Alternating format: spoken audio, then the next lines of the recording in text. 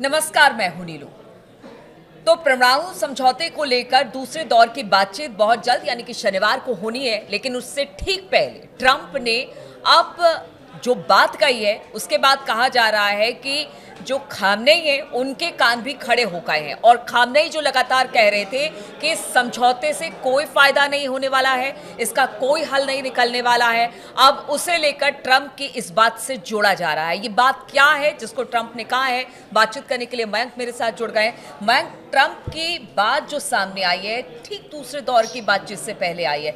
ये हम लगातार कह रहे हैं कि जो खामनेई है वो कह रहे हैं कि देखिए इस बातचीत से कुछ नहीं होने वाला है, इसलिए युद्ध की तैयारी एक तरफ चल रही है, लेकिन दूसरी तरफ ट्रंप ने जो अब कहा है, ट्रंप की उस बात को हम किस तरह से लें? देखिए, खामेनेई और आईआरजीसी हमने अपने पिछले वीडियो में भी दर्शकों को बताया था कि ईरान का कहना शुरू से ये है, या मानना है ईरान के एक्सपर्ट्स का और ख़ास तौर पर खामेनेई का, वो शुरू से ये कह रहे हैं कि अमेरिका के साथ किसी भी तरह की बातचीत का कोई हल नहीं निकलेगा और अमेरिका एक बार फिर धोखा दे सकता है। अमेरिका पर बिल्कुल भी विश्वास नहीं करना चाहिए, ये खामेनेई शुरू से कह रहे हैं। और अब देखिए, एक बहुत बड़ा डेवलपमेंट हुआ है जो हम अपने दर्शकों को बताना चाह रहे हैं। दूसरे दौर की बातचीत के पहले अमेरिका के जो एनवॉय हैं स्टीव विटकॉफ, जो कि इस डील में, इस समझौते में लगातार ईरान के साथ बात कर रहे हैं, स्टीव विटकॉफ ने 12 घंटे के अंदर अपने आप में एक बहुत बड़ा अपने स्टैंड में यू टर्न ले लिया है।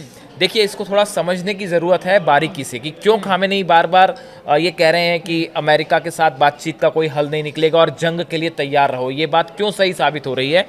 देखिए, एक अमेरिकी न्यूज़ चैनल को इंटरव्यू देने के दौरान स्टीव विटकॉफ ने एक बयान दिया और उस बयान में उन्होंने इस तरह के संकेत दिए थे कि ईरान के साथ बातचीत के दौरान ईरान को एक सिविल न्यूक्लियर एनर्जी की जो जरूरत है उसकी इजाजत पे हम चर्चा कर सकते हैं। ठीक है। यानी उसका सरल शब्दों में ये कहा जाए तो स्टीव विटकॉफ का बयान इस तरफ इशारा कर रहा था कि ईरान अपना एक सिविल प्रोग्राम चलाने के लिए, न्यूक्लियर प्रोग्राम चलाने के लिए न्यूक्लियर एक बहुत लो लेवल पर न्यूक्लियर एनर्जी अपने पास रख सकता है और जिसका समझौता इस चीज को लेके हो सकता है। इस तरह का बयान आया स्टीव विटकॉफ का।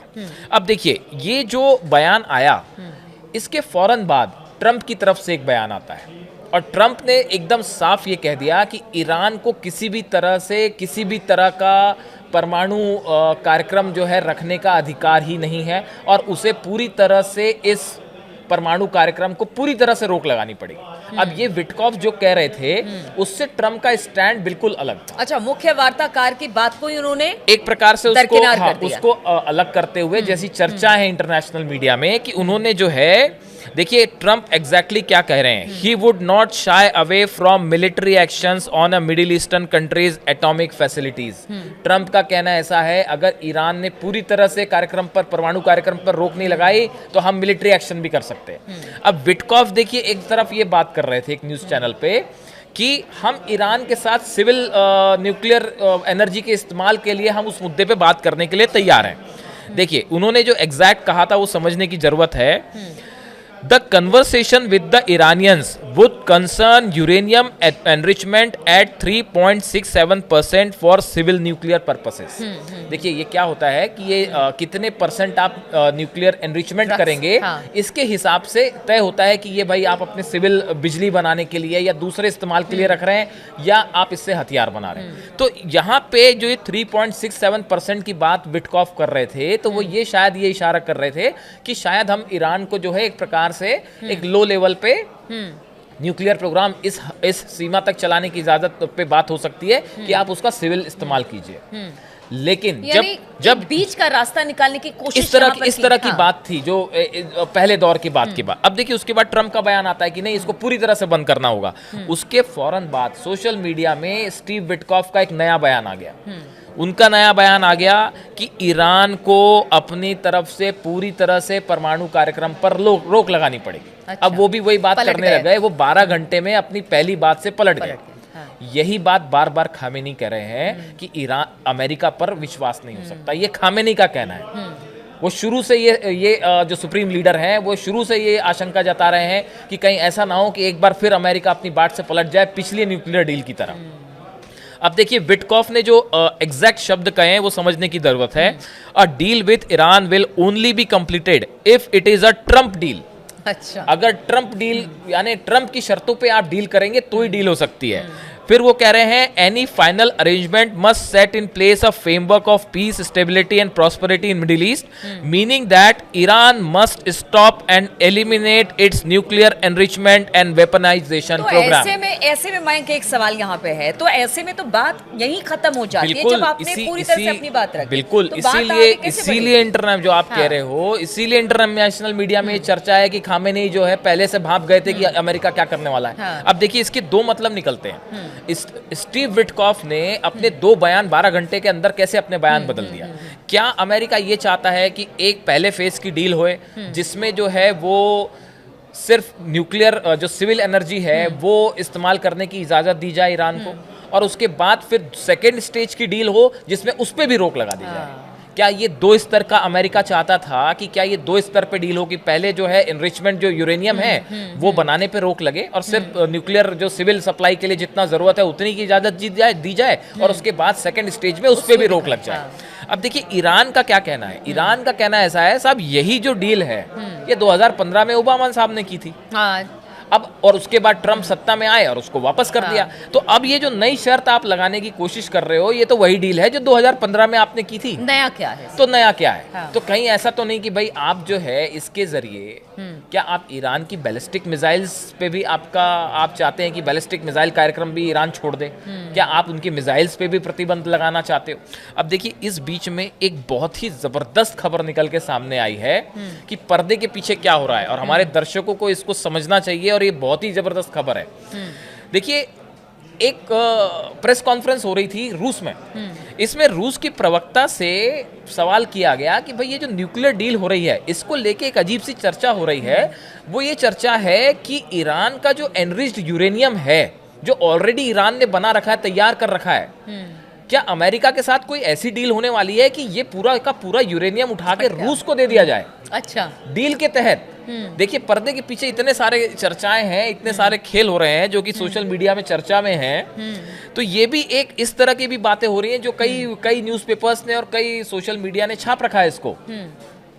ये डील ये कह रही है कि क्या अमेरिका कुछ इस तरह से करना चाह रहा है कि जो इनकी न्यूक्लियर इंस्ट्रूमेंट्स हैं और जो एनरिच यूरेनियम ईरान के पास है इसको हटा के किसी तीसरे देश को दे दिया जाए।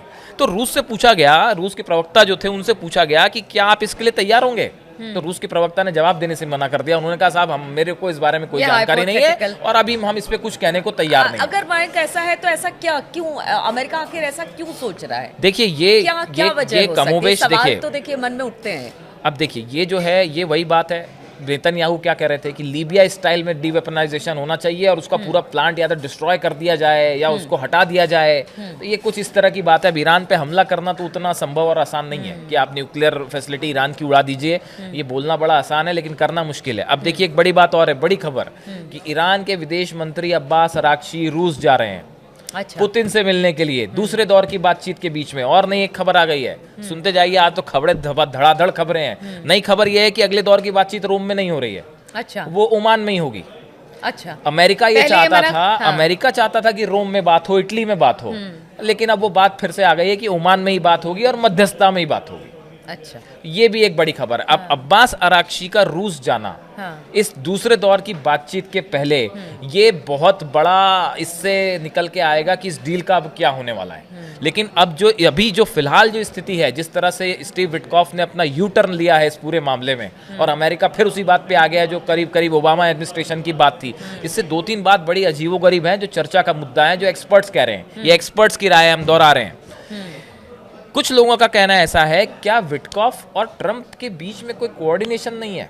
इस तरह के सवाल सोशल मीडिया पे उठ रहे हैं। भाई आपके स्पेशल एनवॉय जो है विटकॉफ, जो डील कर रहे हैं, जो बात कर रहे हैं, वो कुछ कह रहे हैं और ट्रंप एडमिनिस्ट्रेशन की तरफ से कुछ और बयान आ जाता है। दूसरी चीज, स्टीव विटकॉफ को लेकर भी सवाल उठने लग गए हैं। इनका कोई डिप्लोमेटिक एक्सपीरियंस नहीं रहा है, ये सिर्फ गजा पे डील कर रहे हैं और यहाँ डील कर रहे हैं। इसके पहले इनका कोई डिप्लोमेटिक एक्सपीरियंस नहीं था। अच्छा। तो इनको लेके सवाल खड़े हो गए।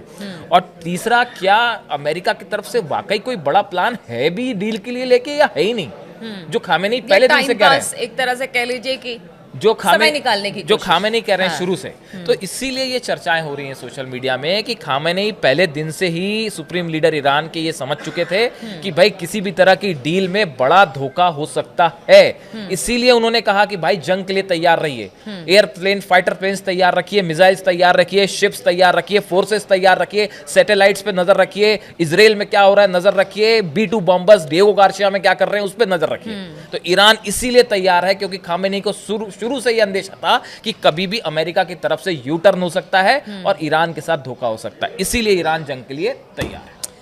देखिए, ईरान जंग के लिए तैयार है और इसके जिस तरह से हमने बातें की, हमने चर्चा की, उसमें साफ तौर से दिखाई दे रहा है कि ट्रंप क्या चाहते हैं। और ट्रंप ने कह दिया है कि देखिए ऐसा है कि जो भी परमाणु कार्यक्रम ईरान की तरफ से चल रहा है उसे जब तक पूरी तरह से खत्म नहीं किया जाएगा तब तक हम किसी तरह का कोई समझौता नहीं करेंगे। यानी एक तरह से कह लीजिए कि वार्ता पर विराम लगा दिए। वार्ता सिर्फ देखने के लिए है या फिर बैठकर टाइम पास करने के लिए, बड़ा सवाल यही इंटरनेशनल मीडिया में है और इस खबर पर लगातार हमारी नजर बनी रहेगी। आप बने रहिए हमारे साथ।